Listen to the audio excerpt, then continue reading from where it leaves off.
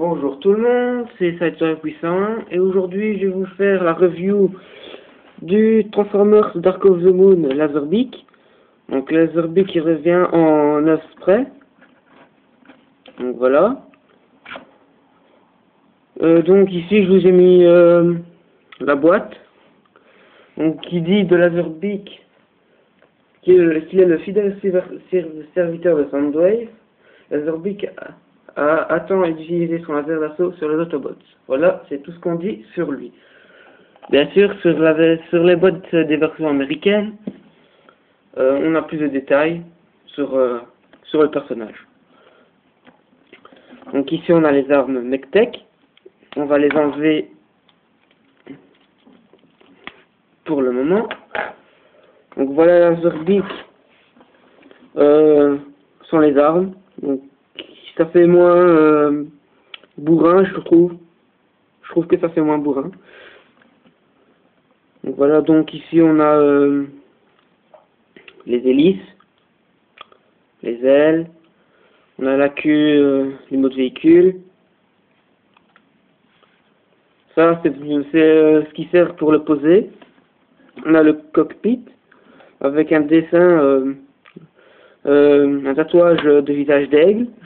Je trouve ça assez sympa. Donc donc on a deux ports Mech-Tech ici, deux là.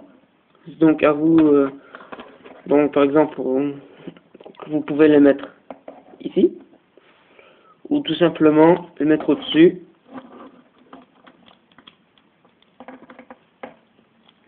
Voilà. Mais je trouve que ça fait mieux en dessous. Ça fait mieux. Il y a plus d'esthétique. Donc on a aussi un port qu'on peut aussi mettre ici, mais c'est plutôt pour la vis, pour pouvoir attacher cette partie-ci. Et aussi deux ports Mech-Tech ici, mais ça c'est plus pour le mode robot, enfin le mode robot, voilà, plutôt dire le mode oiseau, pour mettre les bras, non, ça c'est, non. Ah non, pardon, c'est ces parties-ci qui servent à positionner sur les bras, sinon on peut mettre les armes ici. Donc cette partie-ci pour mettre sur les bras des plus grands robots de la gamme, et cette partie-ci pour mettre les armes. Donc on va voir. Donc ça donne quelque chose comme ça. Pourquoi pas, ça fait juste très moche. Donc tenez pas compte de mon erreur. Voilà. Donc voilà, ça fera une petite anecdote. Voilà. Bon, maintenant passons à la transformation. Donc vous levez cette partie-ci. Vous mettez ces parties ici, ainsi. Vous déployez les ailes. Voilà. Partie-ci, vous la rabattez ainsi.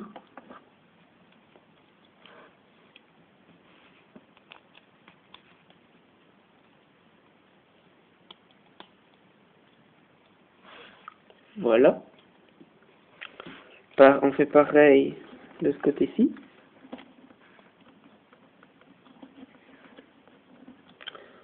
Voilà, voilà. On rabat.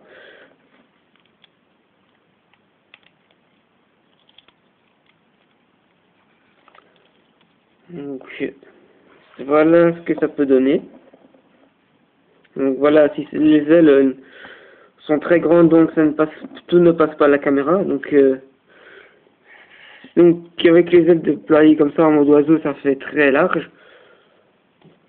Donc continuons la transformation. Donc vous déclipsez cette partie-ci qui était tenue là par un genre de picot.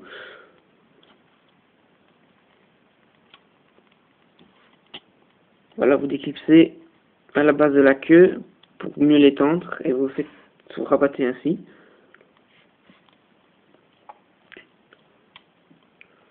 Donc vous ouvrez cette partie-ci.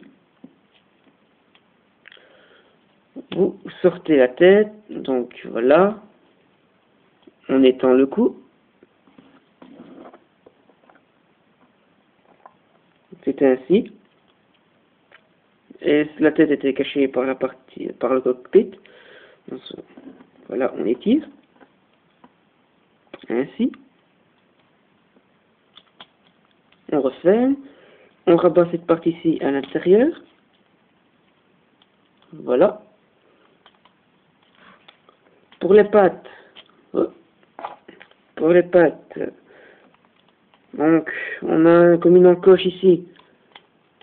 Donc, vous devez ramener ici, donc dans l'encoche. Vous rabattez les genres de plumes vers le haut. Donc, pareil de ce côté-ci. Bien sûr, j'ai fait une étape en avance. Donc, à moi. Donc, voilà, on rabat. On rabat les plumes.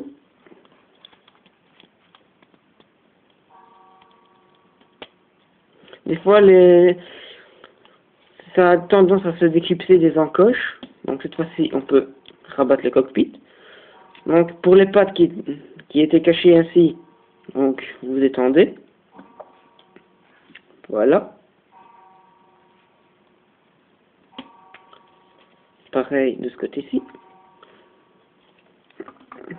Et voilà, ça.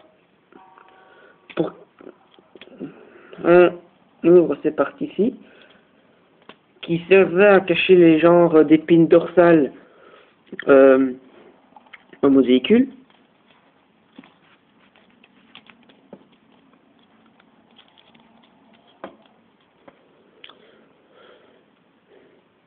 Donc voilà la Verbeek en mode pseudo-robot, je dirais plutôt un mode oiseau. Donc voilà. Donc voilà, donc comme je vous l'ai dit, les ailes sont très longues, tellement longues que tout ne passe pas la caméra. Voilà. Donc que je vous laisse imaginer si vous ne le possédez pas la largeur que ça peut prendre. On pourrait dire qu'il est plus large que long. Alors, ce qu'on peut faire c'est voilà, rabattre les ailes, ainsi, pour dire quand il n'est pas en vol, qui est sur la terre ferme.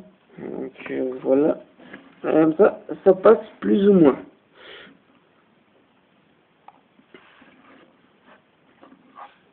Donc le bec peut s'ouvrir, donc on voit comme la langue.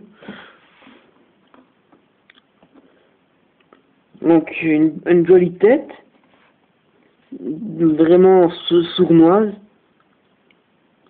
Je trouve comme c'est la Zorbeek, je pense que c'est bien qu'ils ont fait une tête ainsi qui ait l'air pour qu'il ait l'air sournois, vu que c'est l'espion de Soundwave. Que je ne possède pas malheureusement, donc je ne pourrais pas vous mettre le Dark of the Moon Soundwave à côté, ni Ravage parce que je ne l'avais pas non plus.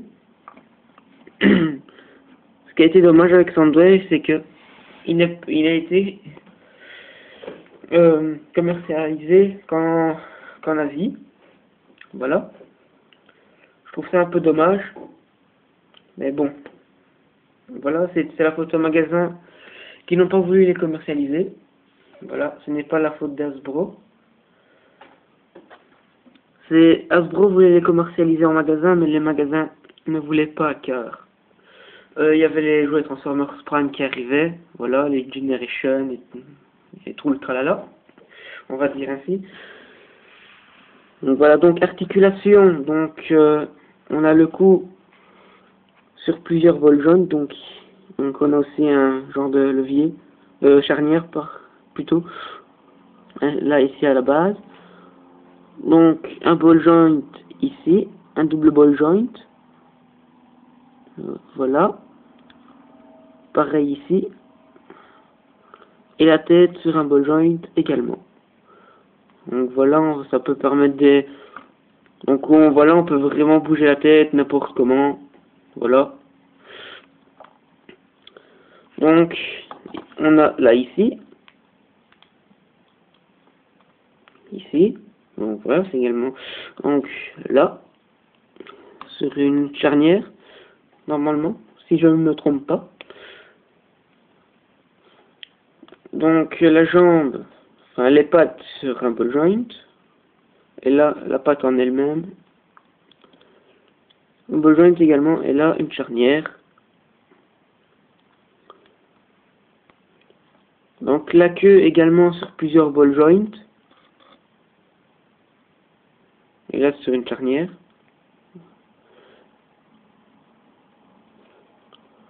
Donc voilà, ben, petit défaut que je trouve à la Laserbeak, c'est le gris, voilà. Je trouve qu'il fait un peu plastique. Et les ailes, mais vraiment rouge, plastique. Ben là, ce qui est bien, c'est qu'on a un petit dégradé de l'argenté qui va au rouge. Donc là, je trouve que ça passe, mais vraiment, les ailes, la grande partie des ailes, je trouve ça dommage. Je trouve que ça aurait été mieux que ce soit, par exemple, ce gris, qu'ils auraient laissé ce gris-là. Et que ça fasse des dégradés de gris, donc qui foncent de plus en plus. Je trouve que ça aurait fait mieux. Et ça, ce n'est que mon avis. Donc maintenant, revenons aux armes. Donc celle-ci, donc ne se change pas. Celle-ci, oui. Donc voilà, on pousse et ça se transforme en canon laser, un genre de laser. Donc voilà, je ne sais pas très c'est quoi. Donc en position normale, ça fait des Gatling. Voilà. Ou alors, pour pouvoir bloquer en super laser de la mort, voilà. Donc, vous prenez ce Gatling, vous poussez avec et vous clipsez. Et ça fait un méga canon laser de la mort qui tue, si on peut dire ainsi. Donc voilà, hein. Donc on peut le positionner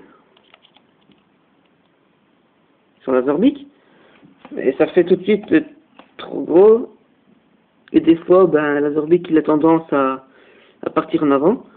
Donc je trouve que c'est bien, et mais je trouve aussi que ça serait mieux sur des Deluxe ou des Voyageurs. Enfin, la orbique en lui-même est un Deluxe, bien sûr, mais je trouve que c'est par exemple, ça irait mieux sur des robots comme Crankcase, Roadbuster, Optimus, Megatron. Donc voilà. L'arme en elle-même, donc cette arme là, sur la Zorbic, je trouve que ça fait moyen. Je trouve que ça irait mieux dans des plus grands. D'autres de luxe et sur des voyageurs comme Megatron, Skyhammer, Shockwave, ou des Deluxe comme je vous l'ai dit tout à l'heure. Crankcase, Roadbuster, Bumblebee. Donc là ici, je n'ai pas encore essayé, mais je pense que ça c'est un système de clips pour pouvoir rajouter d'autres armes. Voilà. Donc que dire de Laserbeak? Comme conclusion, ben c'est un bon TF, je ne dis pas le contraire. Voilà, sans plus. Enfin, moi je l'ai acheté, c'était pour pouvoir aller avec un Sandwave que j'aurais voulu acheter, en croyant qu'il allait être commercialisé. Mais voilà. Sinon, voilà, c'est un bon TF, voilà, rien de plus. Voilà, je ne sais rien dire de plus. Voilà, c'est un bon TF et c'est tout. Il n'est pas indispensable dans une collection, mais moi, comme je vous l'ai dit, je l'avais pris pour pouvoir aller avec Soundwave. Mais comme je n'ai pas été commercialisé, ben voilà. Ça m'est passé sous le nez, de les avoir les deux réunis. Sinon, si vous voulez vous procurer Soundwave, ben allez sur eBay, voilà, des sites de vente comme HLJ, Big Bad Toy Store, eBay.